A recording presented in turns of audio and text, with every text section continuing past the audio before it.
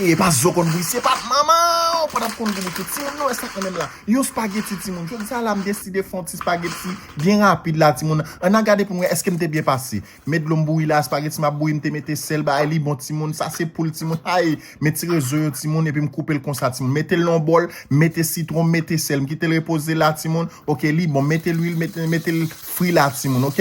Là mettez le fruit jeune ouais, mettez pas trop l'huile ti moun, mettez le fruit comme ça. OK ti moun, pas oublier abonner, like, commenter, partager ti moun.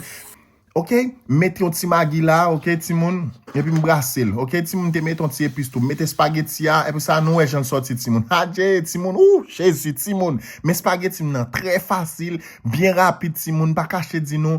Et spaghetti a te vraiment goût, li te vraiment bon ti moun. Combien n'a ban moins ti moun? Ba nou spaghetti bien rapide ti moun, OK? Je dis am te décider font spaghetti ti moun. Pas oublier ti moun, j'aime de mettre des mains dans tête ti moun, c'est que li vraiment bon, li vraiment goût ti moun. Abonnez ti moun pour ka joindre